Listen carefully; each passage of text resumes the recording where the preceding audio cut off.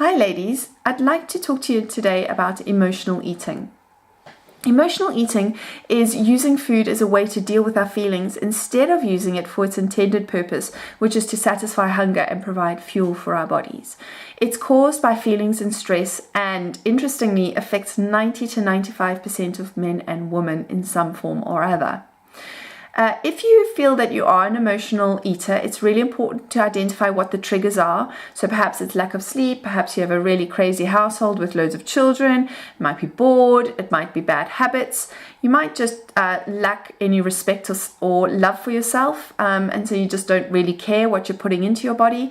It could be comfort food, so if you've had a bad week, you might think you deserve that glass of wine because it's been quite stressful. And it could also be habits that have been created in childhood that we are just continuing into adulthood.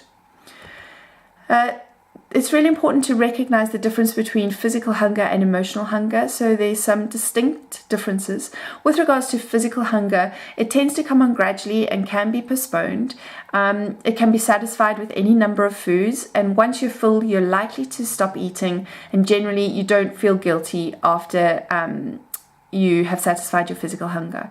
Emotional hunger, on the other hand, feels sudden and urgent. You usually have very specific cravings for things like sugar, caffeine, alcohol, and with regards to emotional eating, you'll tend to eat more than you normally would, which can cause feeling of guilt afterwards because you've overeaten and you've also eaten something that's particularly unhealthy.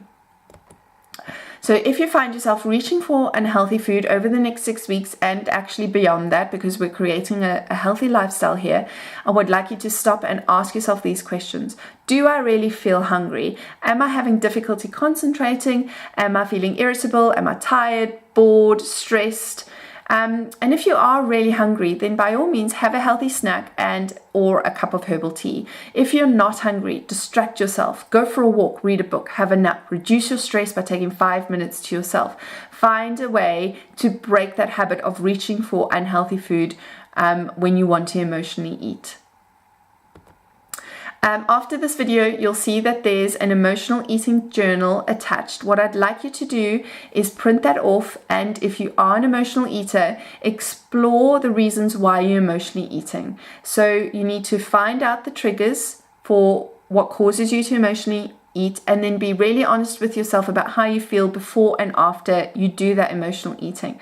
Completing this journal will really help you recognize when you are emotionally eating, and it will help you find ways to break that habit and to deal with the emotions and the stress which are causing you to emotionally eat. This journey is all about breaking old habits and creating happy, new, healthy ones. So it's really important that you use that emotional eating journey over the next 6 weeks to break those bad habits and recognize when you are emotionally eating. And most of all, just remember that you can do this. That's what this program is all about. You deserve to be happy, healthy, and fit. So let's do it together.